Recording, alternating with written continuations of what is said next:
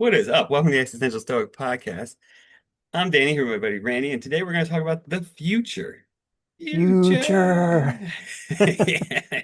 Nice. Was that from SpongeBob? Or Yeah. some? Yeah, I Yeah. think so. Yeah. Future. Well, no, Uh-huh. I think we're starting to get. I don't know. I've been thinking about this because we do. We read a lot of science fiction, both of us. And we were just talking about how, like, I always find it like, even though, like, it's funny when you read, like, the guys from, like, the 1940s, 50s and stuff, when they're, like, 2000 or 1984, and it's, hmm like, way advanced beyond what we ever had then. But the point is, like, most of the stuff they think of does come true because it's just, like, an extension of science, Well, right? you mentioned that. So like 1984, you're like, oh yeah, Big Brother. But actually you look at it now and it's like 100% Big Brother because you Yeah. can literally track everything about everybody. And you look at these big conglomerates and they know everything about everybody because Dude, they can everybody listen to carries your around a location device with them. They carry a around, microphone, a camera that can be turned on without their knowledge yep. at any time. Yeah, so it wasn't far off. It was only like 20 years off. Yeah. Well, it's crazy now too with AI because of that now. Like I know with like Pixel phones and stuff, or like with your computer, now like they're gonna be taking images, screenshots and stuff every few seconds for search history, or like, you can turn on a thing with Gemini where it'll listen and if it hears a song, it'll tell you what song it is, like very accurately, which is cool, but that means it's listening every few seconds. But they don't store that information. So, don't be worried. Yeah, I know. After they get all the valuable information from it, they don't store it because They that don't costs store the them money. rest. Yeah, that costs them money. No, but it's interesting, and it's like remember when the whole thing with the what was it, the NI, not the NIH, the NC, what NSA, was the NSA? Thanks, NSA. one of those Oh yeah, terrible Snowden, that acronyms. movie they were talking Yeah, about. Yeah. but the whole thing with like they were like it's just metadata. It's just Well, metadata, you but like can find out that's all you more. need. Yeah, so okay, so there's a really great security researcher, and his name escapes me at the moment. Krebs.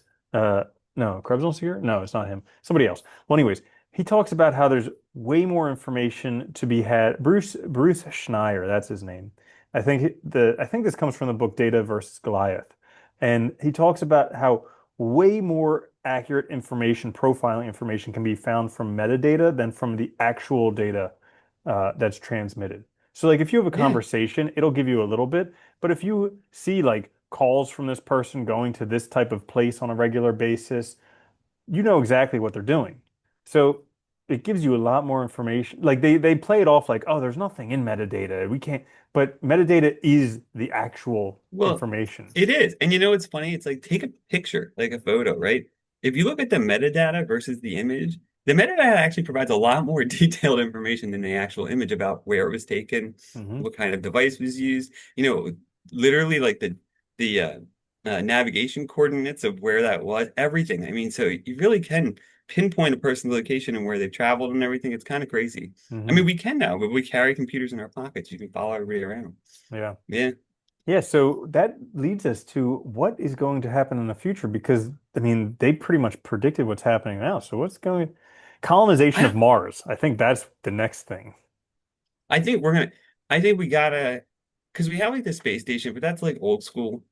If we Yeah. do like the moon, either build a base on the moon, which would make sense because then you can launch from there too, which is like lower But who's gravity, going to so it's own it? less. That's going to be the Yeah, big thing this is the because thing, right? once you have some capability to have something launched from the moon, then you can attack anywhere on Earth and then Yeah, they're in trouble. Yeah. and that would get us further out too, though. So I think once we start like actually getting like research bases on planets, that'll be our start. Yeah. But eventually we're gonna have to. I think eventually we're gonna go because out somewhere. It's the last kind of frontier that's really huge and Me unknown. too. So Yeah, I love the yeah, Expanse series for what it did on that. Just like the whole like yeah, colonization of all over and just I don't know, they make it sound so cool. But it is a scary thing because life in space is very tenuous. You're like literally anything outside of your contained environment is like deadly, instantaneous yeah. deadly. So like you really have to be cautious and you're just getting radiation all the time because you don't have an atmosphere protecting you from it. Well, that's what you need. You need radiate, and they need. You're constantly fixing things because if they break, you all die. hmm So like terrorist acts too are really even accidents are dangerous, right? I mean, like anything's dangerous. Yeah. Or You know, like you have recycled air, so somebody farts and then you're just like recycling that air forever. constantly. Forget recycled air, dude. Really, I mean, they need to recycle everything. Urine for water and for other I things, love in and the like books how they just talk about this like the recycler. You just dump stuff in the recycle. Like instead of fixing it or reusing it, you just dump it in the recycler and somehow it turns it into like new Well, material for the one of the next books I thing. was reading, I mean, they were talking about this was like he was imagining very far in the future, but the recyclers like they would throw bodies in there too, and basically it Hmm. would break things down to their atom components and then rebuild things from it, which that would be a very efficient way to do it if we can Mm-hmm. manage that at some point. Yeah. I wonder too, because a lot of these books too, at least a lot of ones I've been reading recently, they've been imagining like really far in the future, like 10,000 years and stuff. They always seem to imagine society getting at a point where technology can provide everything. So like, there's no want for any material thing at all. And then the major problem you run into there then is social issues, right? Like, Hmm. can society develop consistently with that to where like, you know, it's not kept from people because of money and stuff like that? But I do wonder if that's going to be a point to which we get sometime too, because there's so much matter out in like, if we grabbed asteroids, I mean, there's so much existing matter out there. All we'd have to do is get it.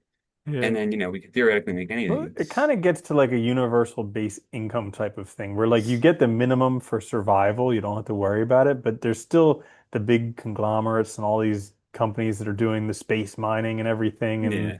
they're the ones that are, corrupt and influencing everything. It always comes down to freaking politics and whatever.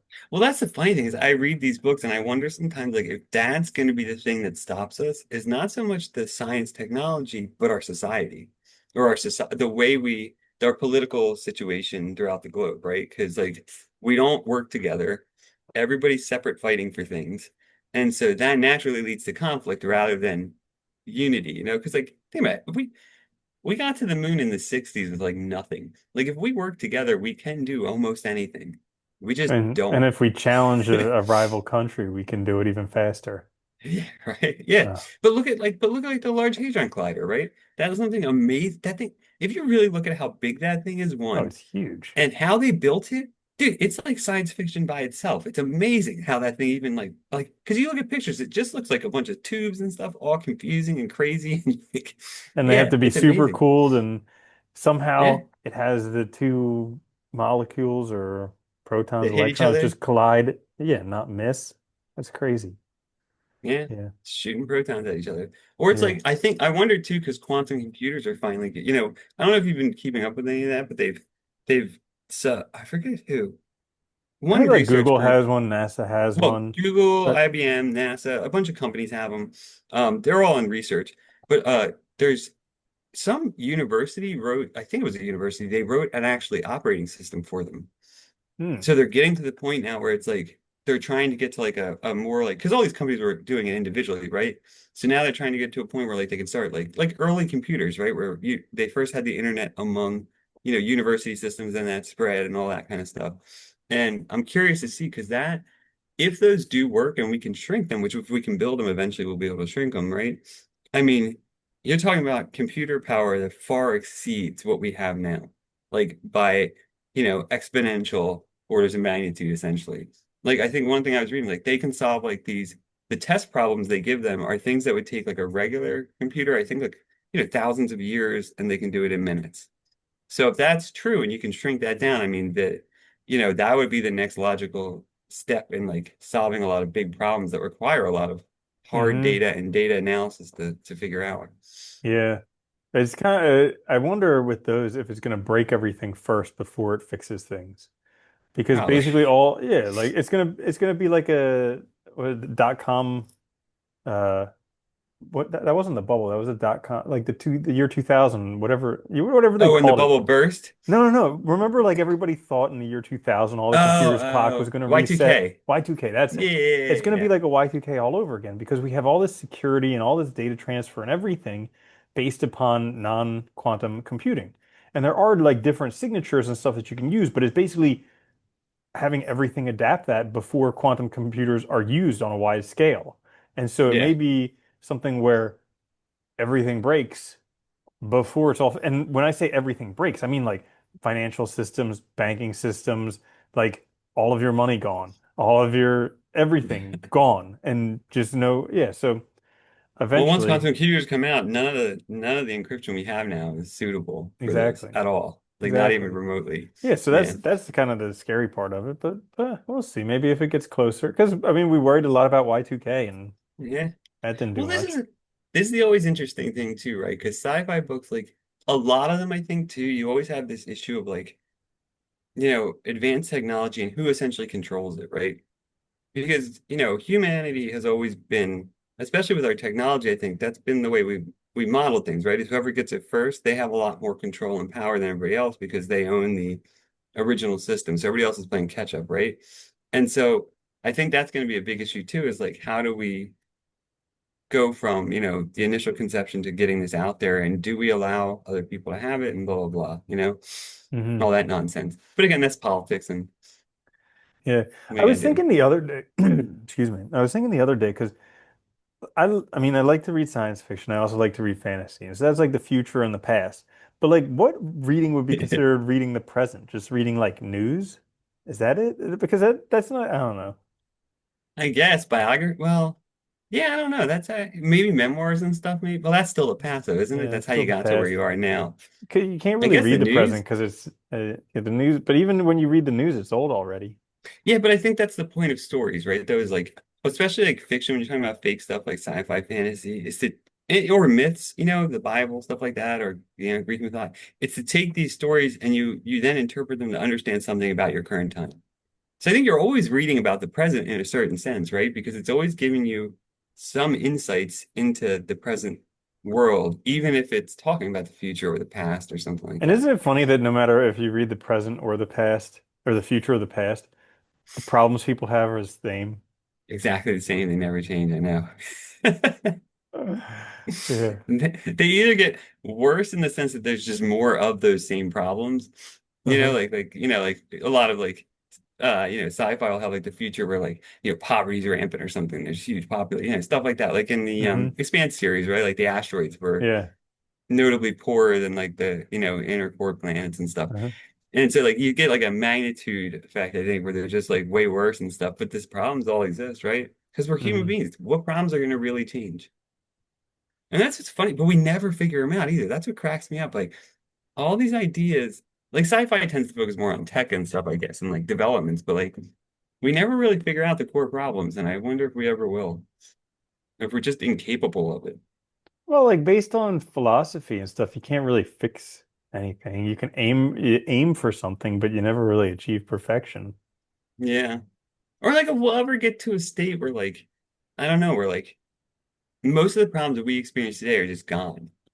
I guess there'll always be like, Well, there'll always be mental and so like problems like that, I if guess, you because think like, about it, like the 1920s or the 1950s in America, it was like things were very good, industrialized country.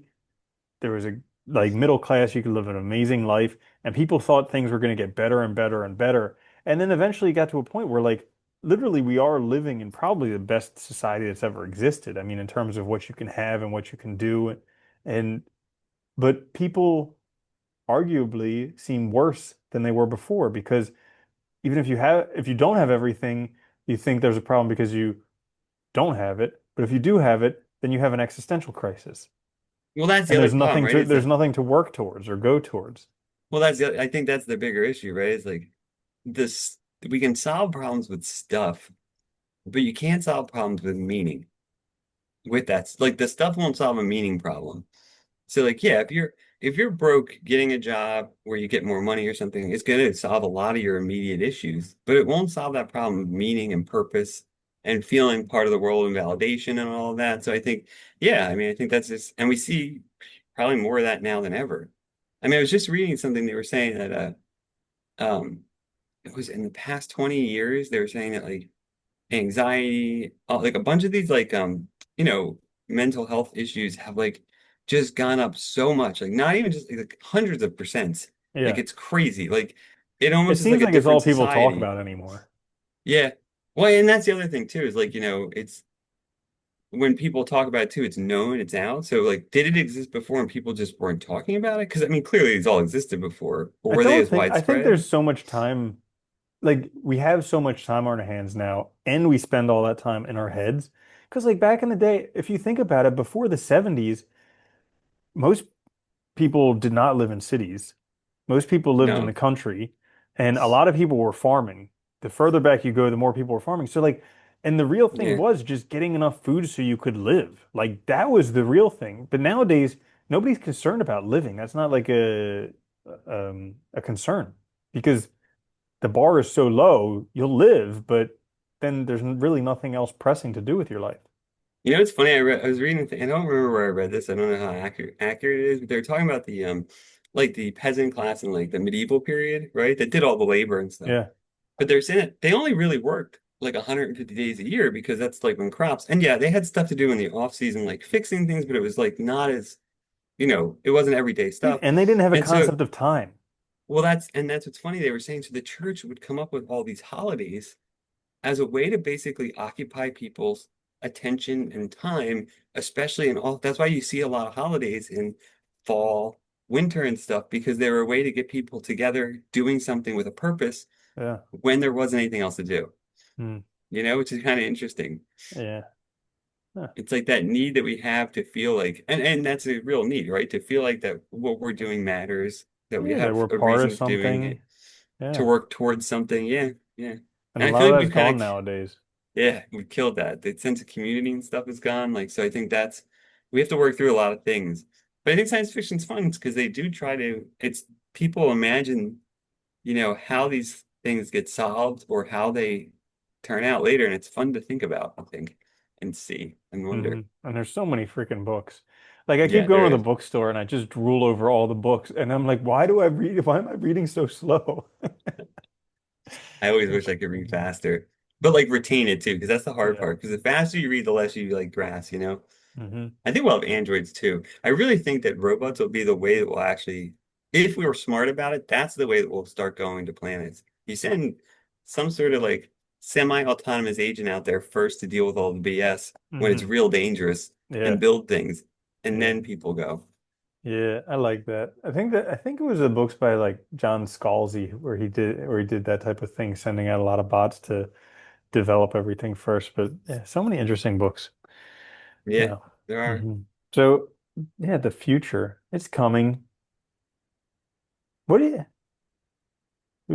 okay, so what do you think? Like talking about the future and talking about philosophy. So like when people think philosophy, they think like Stoics, Greeks, that type of thing.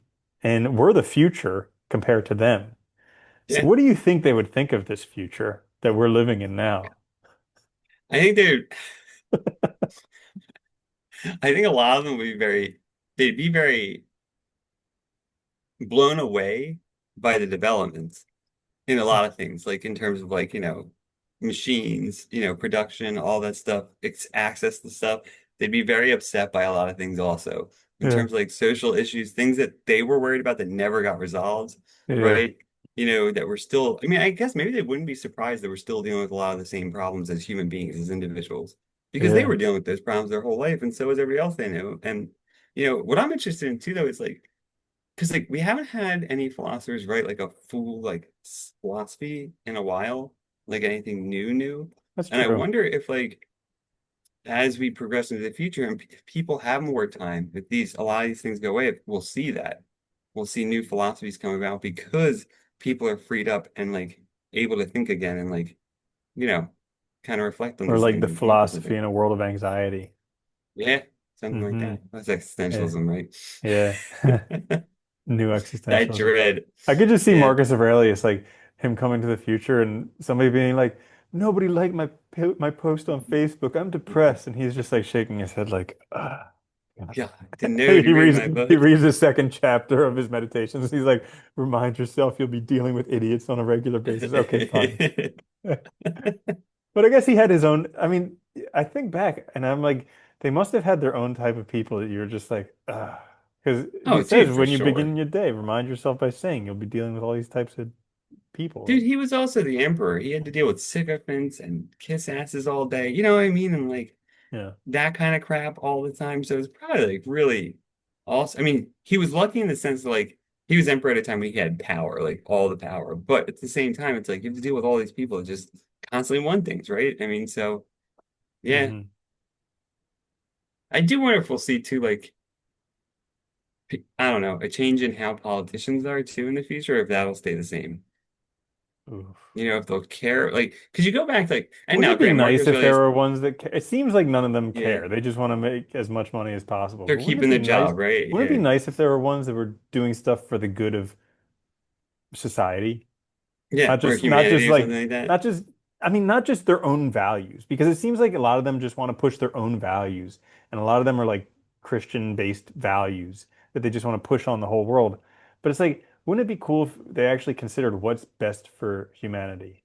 Well, that's the other interesting thing too, is like a lot of sci-fi, one of the things that always is invariably addressed is longevity of life, right? Like a lot of books, humans end up living, especially when you get further out, like 200 years is normal or something like that. Yeah. And I do wonder if when we get to that point, if we'll be better at long-term planning, like because, even though we live a lot longer now, that's been very recent development. That's only been about 100 years that our life expectancy has doubled on average, right? And so the longer we live, if we'll get better at planning, because right now we suck at it. Everything has to be for the immediate gain. And if there's no immediate gain, like within and I mean like within usually like a month or a year, nobody pursues it. And so that's why Yeah. we don't address issues like climate change and stuff, because they're long term with no payoff for this Yeah. generation. Yeah. Like, the immediate generation is not going to see that value. So yeah, I wonder if that will change. And that's true because you really kind of consider what you're going to do with your life at that point because by the time we retire at this age, you would only be a third of the way through your life. Yeah, which is nuts, right? Like Yeah, if you so think what are you about going to that. do So with the rest of your time? Then, how I do you mean, then spend it? maybe people would actually pursue things that they enjoy. That would be nice too, wouldn't it? Yeah. But I think that's the thing about like that's the thing of solving that issue of like of need of physical stuff. If you can solve that where people don't have to worry about food and stuff, then they can pursue just stuff whatever they want, right? And I think most people, I don't think you'd find a lot of people doing nothing. I don't know, maybe that's just me, maybe I'm optimistic, but I feel like people Not given the gonna have a freedom, Wall-E type scenario where people are just no, really fat in wheelchairs and maybe just maybe like, initially, yeah. maybe at the outset, maybe when that first happens, Because I because see you that have that, happening nowadays with people just like yeah, getting really fat and just watching their phone and not paying attention to anything and just being like so sucked into their phone. just existing, Yeah. right? But Hmm. I think maybe that's it. Maybe like as that first generation that has that opportunity, that'll probably happen. But after that, I think people will get bored.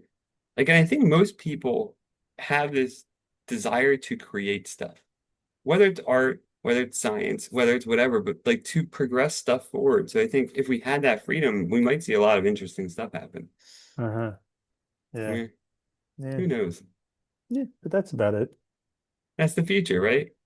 So, if you enjoyed this episode, like, share, subscribe. You can catch it on YouTube or wherever you get podcasts. Also, if you ever have episode topic suggestions or ideas, feel free to leave a comment in YouTube video or email us. It's in the show notes. Until next time, though, this is Extended Podcast. I'm Danny. That's Randy. See you later, Randy. Later, Danny.